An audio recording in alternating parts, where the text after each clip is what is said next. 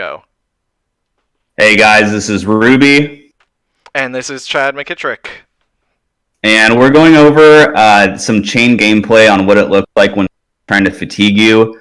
You're mostly going to run into this with Bravo, Showstopper, and Oldhim, and sometimes decks like Dash can throw you off if they're running a bunch of defense reactions. They sometimes have the chance, but it's usually just the two Guardians. So the fundamental points, we're obviously going to get to the nitty-gritty. The fundamental points that I want you guys to take away from this is, one, pitch blues. The reason we want to focus on pitching blues is because in the late game, when our deck is, we want to be drawing our blues at the late game because we're just going to have so many actions and things to pay for out of our banish in hand in the late game, and we really need those resources to do our big turns. The second point is to take off some turns to set up for large turns.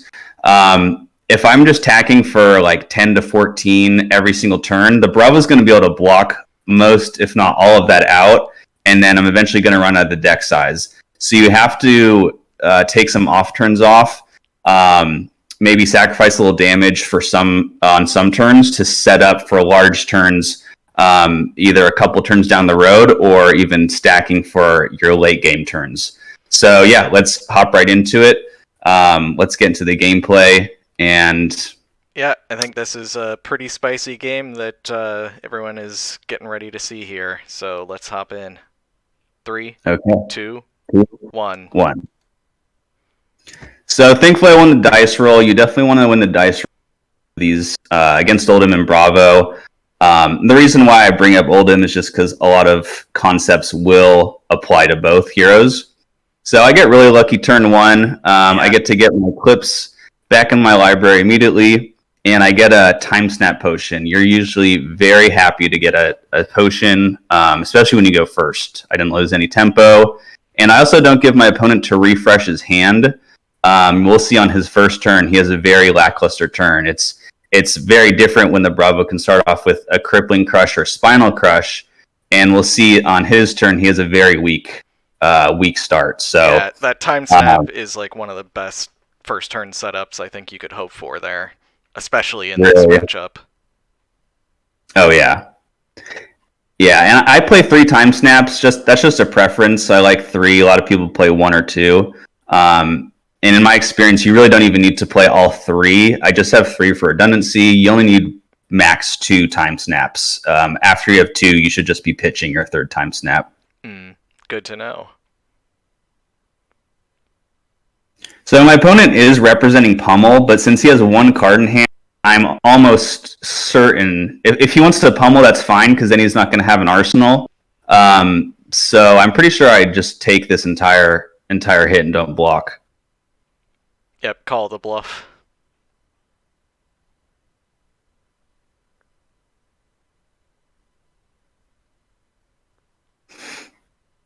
Yeah, and we'll see the crush effect is annoying. It's going to give me -2 power on my next attack. And this Seeping Shadow. This is very early for shadows, Chad. You definitely don't want to see your Seeping Shadows this early. Those just become an extra dead weight, just like Carrion Husk, unfortunately. But thankfully, Chane, I like to say, is kind of like jazz. You do a lot of improvising, so we'll see how I get to use the Seeping Shadow, and I also get to use it a second time by using an Unhallowed Rites. Yep, the Unhallowed Rites, being able to bail it back in is very nice in these kinds of situations, where otherwise you're taking probably, 6-7 damage in the game off it? Oh, yeah. Easily. And so here I'm just being annoying. I made the Rune Chant last turn, and we have Consuming Volition. He's going to have to pitch a whole card to prevent the Arcane.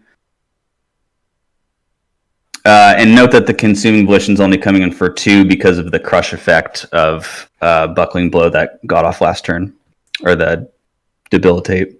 Yep, at least force a somewhat inefficient block, but still not really what you want to be doing. So notice I'm pitching Art of War. A lot of people will just tunnel vision and be like, I have to play this Art of War, I have to Arsenal somehow, but which I did want to do, but if you don't have a Blood Debt card, Blood Debt attack action to use it. And my hand just didn't really need to arsenal it. It don't feel bad about pitching it. It's still a yellow, which we're still plenty happy with. Yeah. Obviously, it's better played, but still fine. I found myself occasionally pitching them in the original Chane meta when I was on Chane in this kind of early scenario at times because you needed it more as the resource card. But that was a much more aggressive build than some of the crazy lines you've got in this deck. Yeah, there's quite a lot of crazy lines, and that's why I say Chane is like Jazz. There's a lot of improvising you do based on what you banish and what you draw. It's quite fun. And the reason we have Chad joining me on this call is Chad is also a Chane expert himself. He placed 19th at the Calling Las Vegas with Chane, so he knows a thing or two about the Purple Runeblade. Yep, he's quite a fun hero, as you say. Like, I hadn't quite thought of it in those Jazz terms, but that really fits. I'm glad you like that. A big point in both in the fatigue matchups when Guardians are running shield against you, you have to be really careful about breaking the combat chain. So we'll point that out as we go. Breaking the combat chain and when to and when not to. And maximizing the use of Grasp where you can for those extra rune chants. Is that still an effective strategy? Yeah, sometimes. The thing is, if they've used shield already in that turn, you actually won't. There's actually a turn I don't make a rune chant, even though I have the option to, because he already has shield at 1 defense. So if I make a rune chant, yeah, I'm going to deal 1 more damage, but he gets to block another from shield. So a lot of things to keep in mind here. It's a lot easier when Bravo is running Enothos. You don't have to worry about breaking the combat chain so much.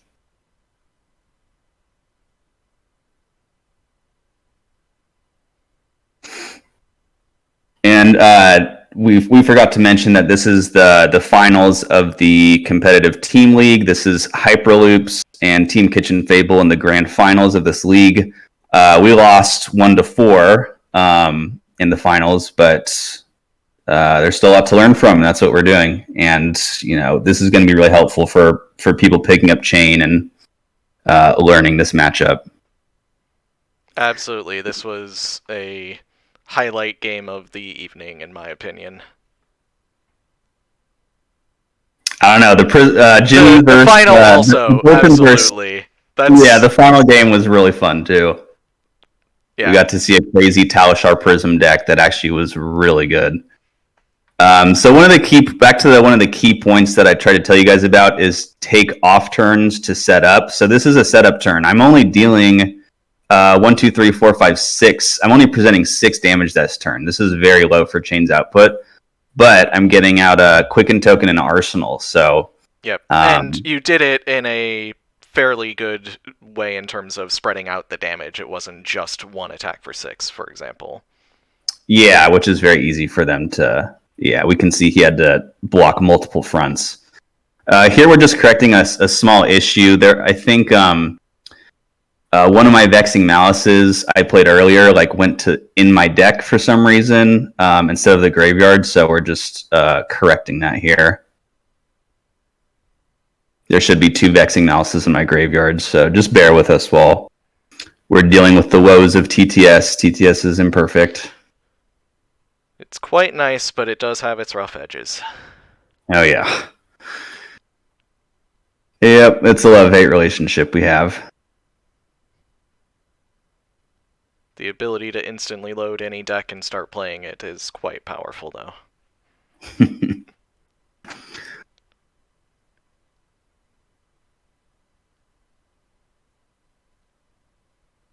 So yeah, when they're going full fatigue on you, even though small damage, look at what they're going to do in response, because since they're trying to mitigate everything, when you give them the chance to keep a couple cards, it's like nothing. So don't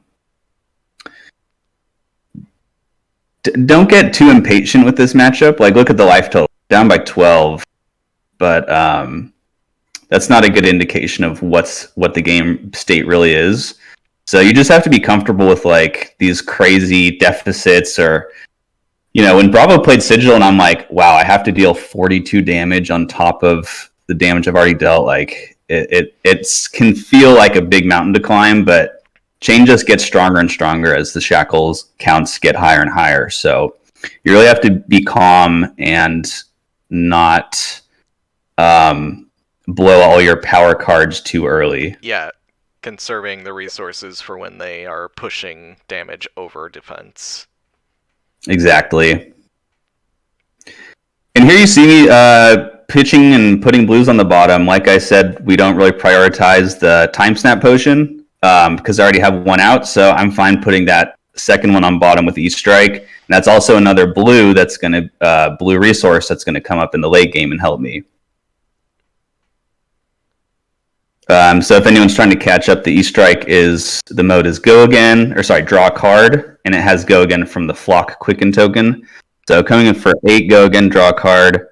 And notice that I soul shackle before E-Strike. That is going to allow me to break the combat chain 1 fewer times and give him less potential to use his shield.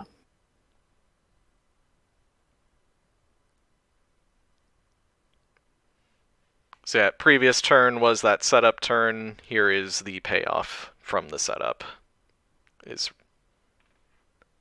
what we're looking at with that Riftbind getting a nice bump.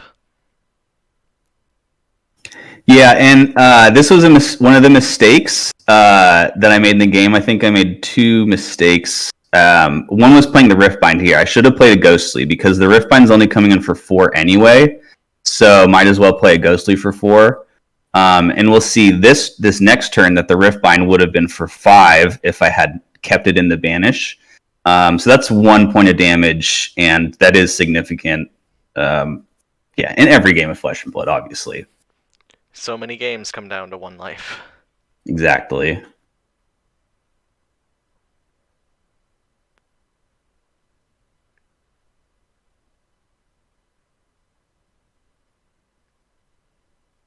There I go, pitching another blue, finally getting the Seeping Shadows out. I think so far I've only pitched blues and then Art of War on turn 1. Oh, and then 1 Command Conquer. So the majority of cards have been blues and good resources. Yep, and still pitching things with Blood Debt like Shadow of Ursur as much as possible to the bottom as well. Exactly. Yeah, these Shadow of Ursurs and Invert Existences are fantastic in the late game. So I preload all my non-attack actions first. We'll just reiterating, don't break the combat chain as few times as possible, because they can really get so much value out of that shield.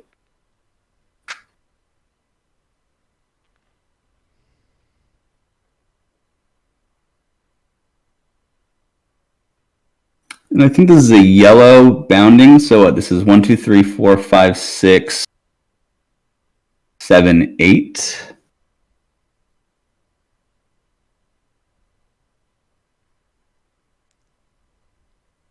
So smart on my opponent, he uses the shield because he knows I haven't shackled yet.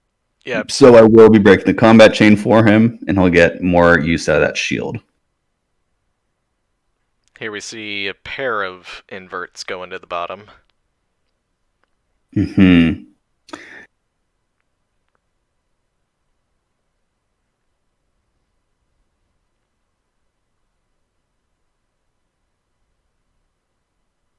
Yep, from opponent it's pretty much just accepting the pure defense life and going for that fatigue plan you mentioned at this Yeah, and he's doing doing a good job.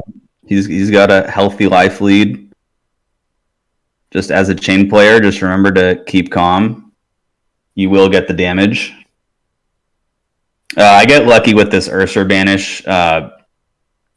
You mentioned to me against your game against Sebastiano that he had to play his Eclipse from hand. Yep. And that's really tough on Chane. So it's kind of like Rhinar. You do put your fate into the hands of RNG, but it is fun. Also like Rhinar in that deck building and tight play really help you have tools to mitigate a lot of the RNG. Never all of it, Definitely. but here we see that snatch that draws cards and can make turns get pretty ridiculous. Yep. So this is obviously post ban. This snatch, just red snatches, is a good replacement for Plunder Run. Here I play it. Yeah. So this snatch is go again from Shadow Puppetry, and remember that we break the combat chain as few times as possible, and that's why I chain before the generic attack. So we're going to break the combat chain as few times as possible. And with the opponent without the arsenal, he's really in a tricky spot. Snatch for 5 is a great break point because he can't just do a four defense reaction. And Yep. It forces multiple cards, or you get some good equipment block. yeah, and then this is actually I was playing. I was just a little nervous just because we're on stream, so I'm not playing the Shadow of Ursur. I could have played a little cleaner. I was just getting a little nervous for stream, but anyway, so we're not playing the Shadow of Ursur because that would have eaten up Chane's Go again. So we're playing the Ghostly before we Shadow. So you generally want to Soul Shackle, play a card off the Soul Shackle, and then Shadow of Ursur afterwards. Because if you play Shadow of Ursur first, then you're gonna have to break the combat chain again. Very good advice.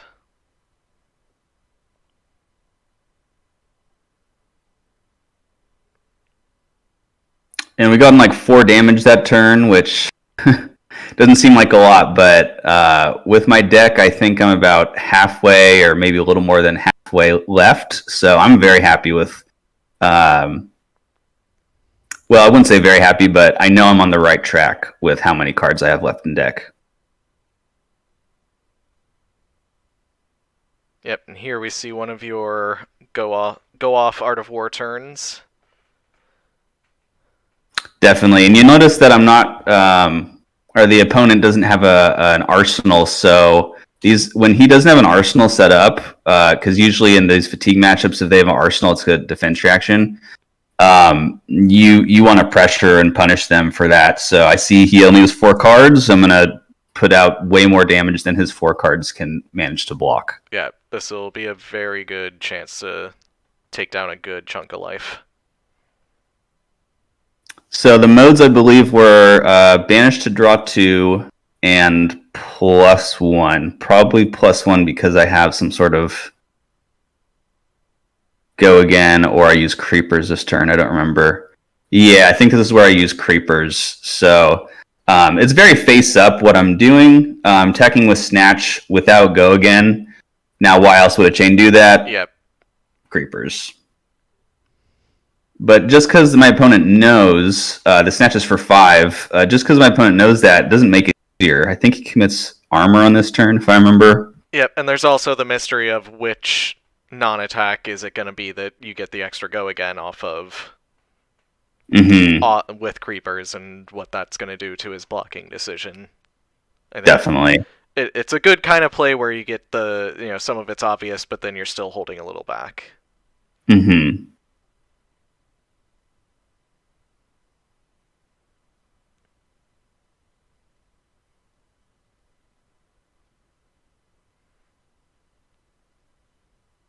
And we see here quite a lengthy think from the opponent. This, and in the middle of a Art of War turn, this kind of block can make or break the rest of the turn. Yeah, shout out to Hyperloops. These guys are no joke. These guys are serious players. So both of us take a couple turns where we really get in the tank, as they say. So this is where I'm using creepers. The cool thing about creepers into Shadow Puppetry or Mauvrion is you're basically getting 2 extra action points that turn. 1 off the go again, and 2 off the instant speed.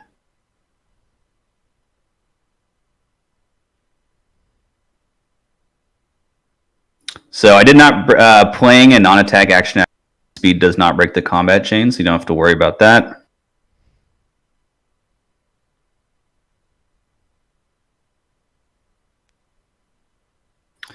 And my first target for Hal is actually Seeping Shadow, just because I really like the resource card. Seeping is fine if you draw it late as a yellow. Hal is obviously fantastic, but as a red, if you happen to draw it instead of banish it late game, that can really screw you over. Especially with its 2 cost. Yeah, and it's expensive. So putting the Seeping Shadows was the safe route in my opinion, and you can see I have a second unhowl in the banish, so I'll be able to get that Howl from Beyond back in the library.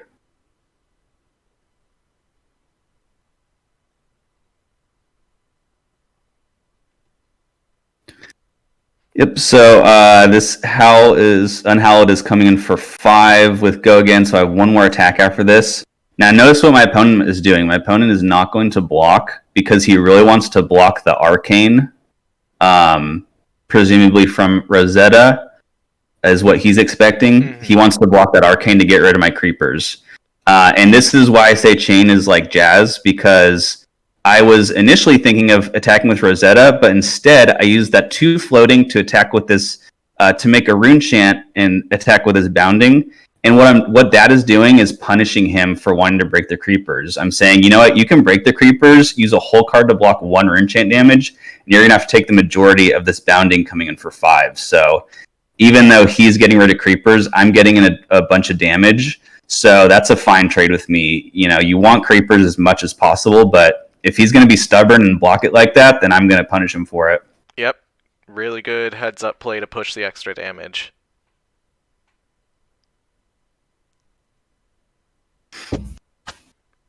So here you're going up to 7 Soul Shackles, so we're I went to 7 last turn for you. Definitely, yeah. I'm forgot to put a 7th Shackle in last turn, so we're just fixing that.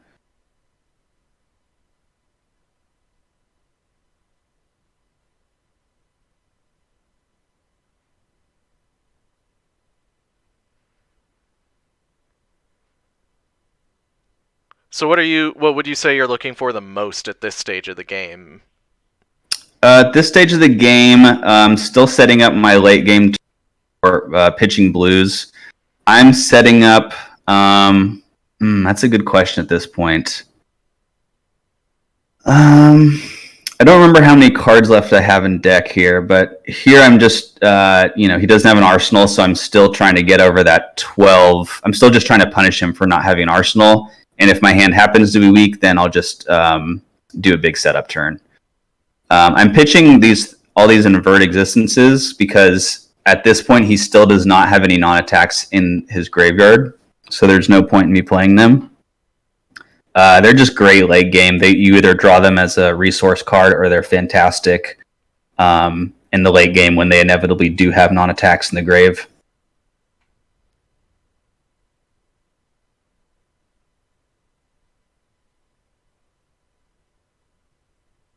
Yeah, that's what I'm thinking is just making my deck have a great late game just by simply having a lot of cards in your deck and putting cards back with Unhallowed. You just have this inevitability because the Bravo can only block for so long before he's going to be leaking damage. Yep. So he's trying to, deck me out before I can get him to 0. It's quite a race.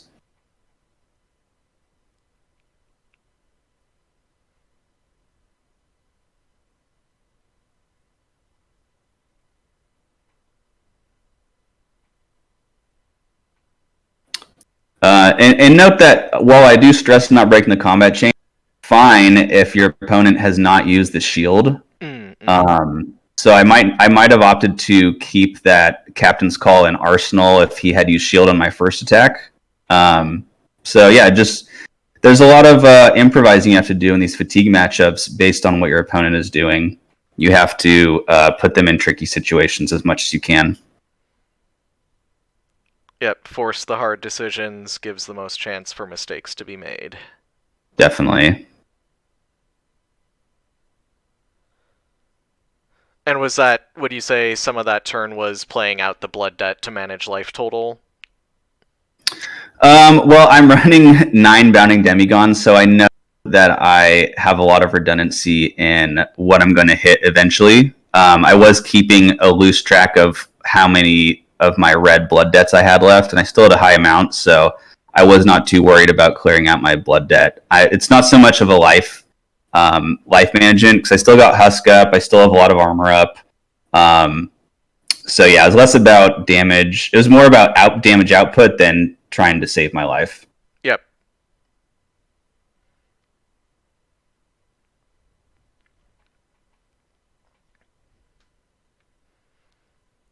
That time snap still just sitting there waiting for its time. Oh yeah. Pretty good late game Art of War turn getting started here. Definitely. And this is the Art of War I remember. I think this is where I also missed out on another point of damage. So that will be, we'll see. Might be the third Art of War turn. But I'll point it out when we go to it. Like I said, I know there's at least 2 points of damage I missed out throughout the game. And we've gone over one, which was playing the Riftbind too early.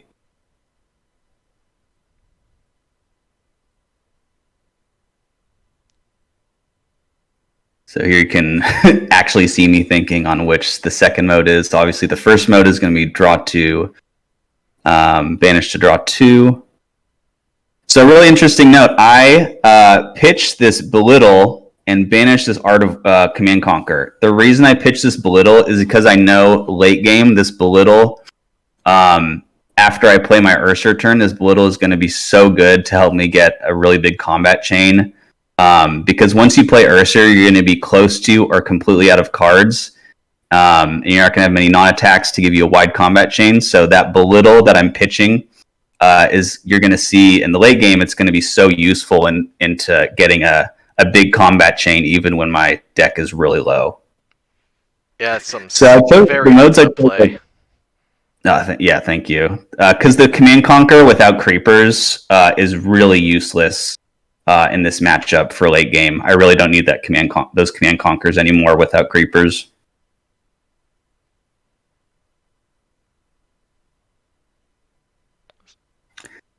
So yeah, I should have chose Go again on the Art of War. Instead, I chose +1. If I chose Go again, I would have been able to play a whole nother Bounding Demigon. But instead, I only get basically 1 extra damage representation of the Art of War. So that's mistake number 2. That is 1 less damage that I'm outputting.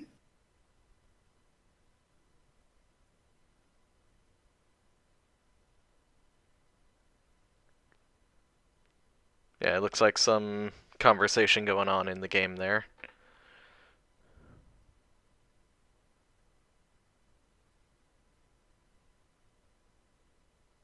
Do you remember what the issue was there? No, I think it was just a thinking turn. Oh, okay. The way your opponent's mouse was moving made me think you were in active discussion sorting something out. Okay. Yeah, I don't remember. But yeah, it was quite a slog with these games. Plus, there's stakes on the line too. So yeah, we were the biggest stakes of the league. Mm-hmm. Yeah. So this Rosetta. So yeah, you see, I have 2 resources floating. I could have made a rune chant here, but my opponent would have gotten more value out of the shield. So it would have been a net 0 benefit. So I'm just not even giving him the chance to get more benefit out of the shield.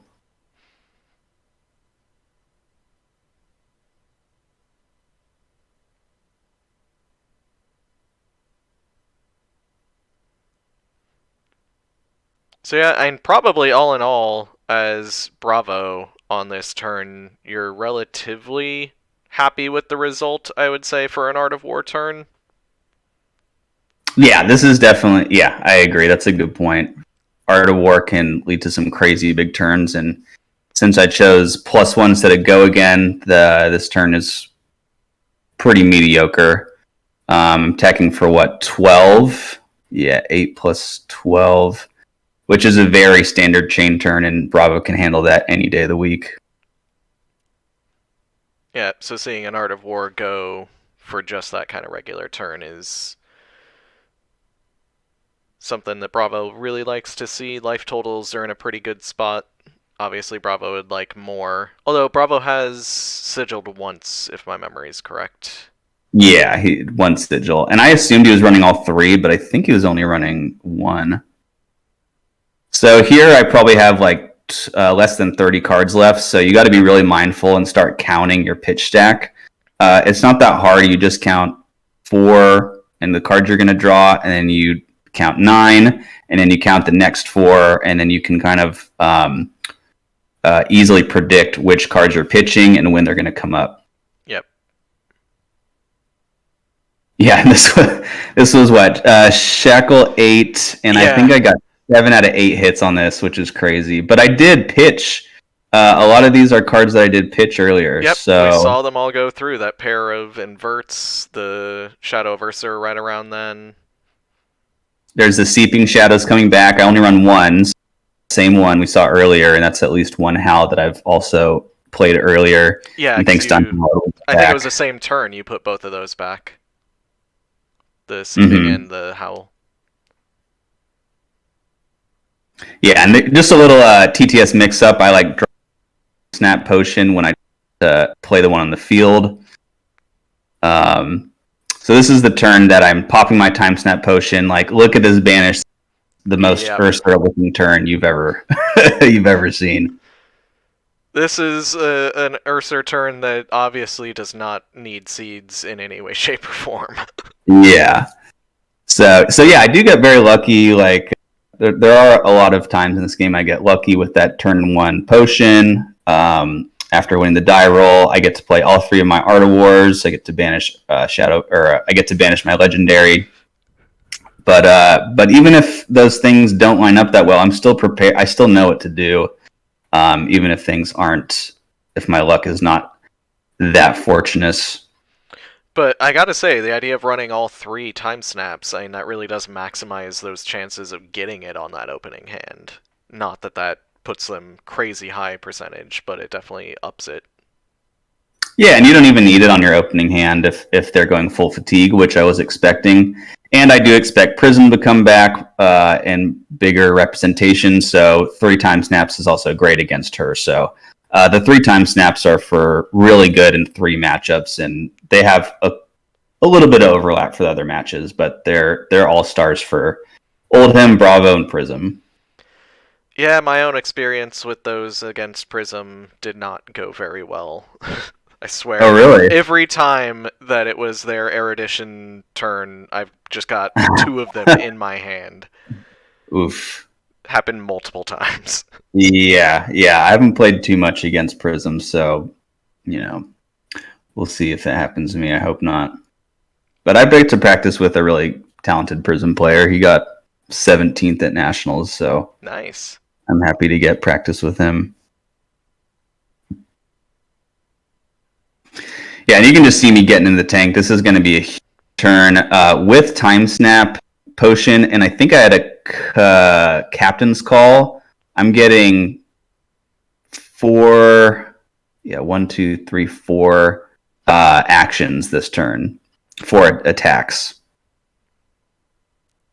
It's a pretty wild turn. Plus, and Seeping Shadow. Oh yeah, I think I get 5 attacks with Seeping Shadow. You got to swing with Ursur the same turn and played 4. Mm-hmm. And this is and look how much damage my opponent's taking, because he really wants to. It's very face up that I'm playing Ursur, so he wants to be able to destroy Ursur, but he's gonna have to forego blocking to try to do that. Yep. And he does not have Anathos, so it's not as easy as just keep 2 blues. No, yeah, he's gonna have to. That's the 3 card hand minimum if you don't have a Seismic Surge token set up. So yeah, I'm just going crazy wide. This turn is a result of all these other decisions I made earlier in the game, and this is the setup concept we're talking about. That not only turn to turn setup, but set up for this late game Ursur turn. The big crescendo of your Jazz scenario here. Yeah, the solo is coming to an end, and yeah, and you really gotta play your heart out if you want to get to the end. So so I've already played 5 Blood Dead at this point, or this is my fifth. This is my 5th or 6th Yeah, here. because it was 2 Howl. Yeah. Yep. Okay, this is 6, and I have 2 actions after this attack. Yeah, plus 2 So Shadow of Ursurs, plus 2 mhm, inverts. You might have been able to play like north of 8 Blood Debt easy this turn. mhm. Yeah, but I only have 1 card left in hand, so the Shadow Versers can only get so far Yeah, currently. you are down to 1. That's right. So this is something that I had to learn from when I lost against earlier in the league against Card Guys Nonvo, to not play my inverts on the Ursur turn, and we'll get into that in a sec after my turn's over, and I'll explain why.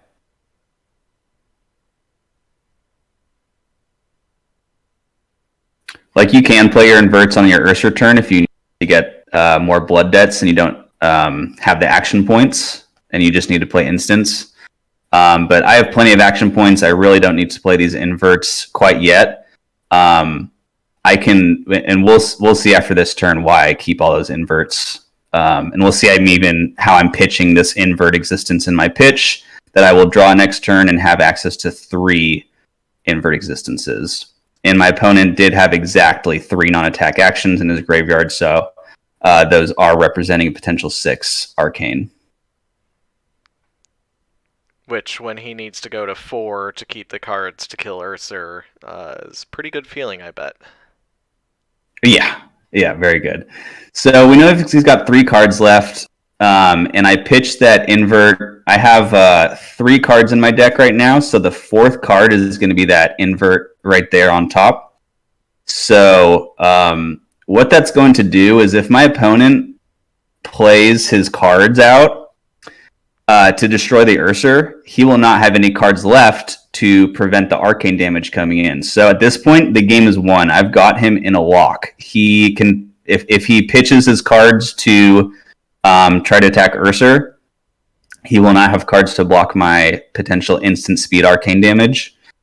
So we'll actually see he's not.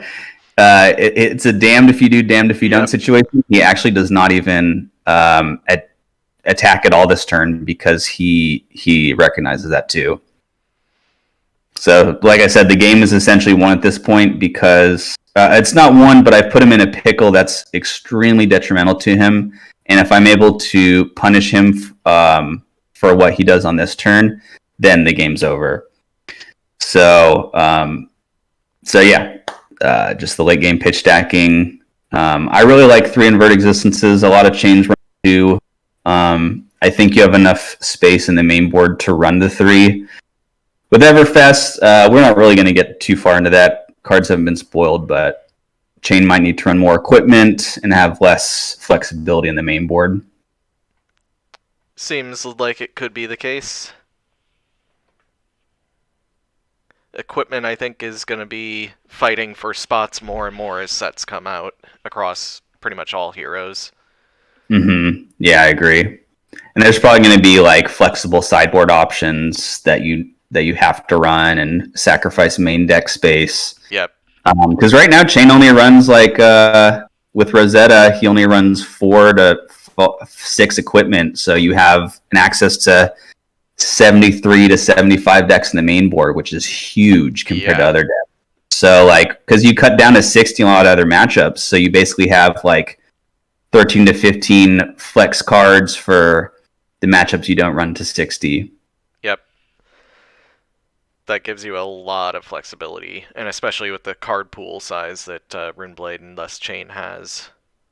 Yeah, we got quite a big card pool. I want to test. You see me. So yeah, my opponent actually doesn't even attack. And the reason he's taking his cards back, just because I'm like, well, hold on, I might want to play any instance. I actually do pass.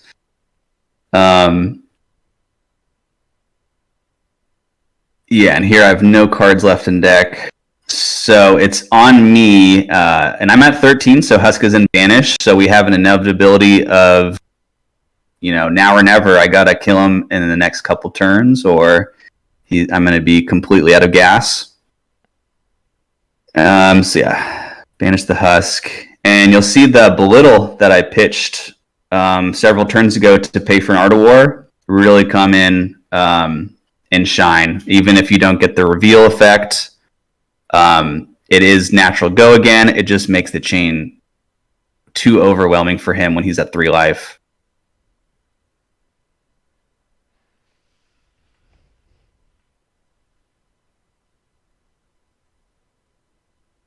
So yeah, with Ursur on the field, belittle is 3, Ursur is 6. That's 9 damage, and then I think we get a Shadow of Ursur for up to 11, and then Rosetta for 13, or sorry, Rosetta for 14. Yeah, there's just the game is just won at this point in many ways. As long as the card in his arsenal was not a defense reaction, I was a little worried about that. That maybe he has something like a Staunch or a Sink or Fate Foreseen.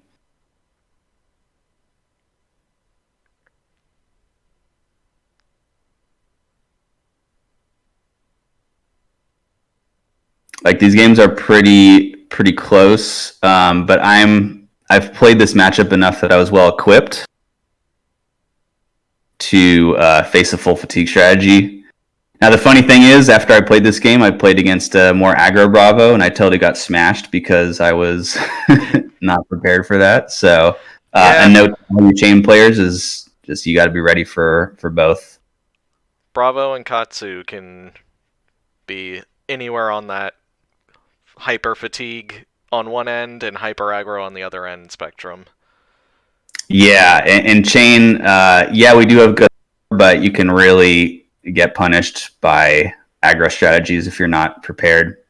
So yeah, he only has 1 card left, and I recognize that, so he can only block a max of 3 arcane damage, and with my 3 inverts, that's a total of 6 arcane. So yeah, thankfully the 2 damage that I missed out earlier did not come to bite us in the ass. We beat him. We got him to negative 4 or something life. Yeah, I think it was. So, yeah, so even the buffer was still fine. Yeah, the buffer was still fine. So that's the Chane fatigue matchup brought to you by 2 Chane players, and yeah, we're Team Kitchen Fable. We hope you learned something valuable from this, and leave a comment. Let us know what you'd like to see more of, and we'll catch you next time. Yep, have a good one, everybody.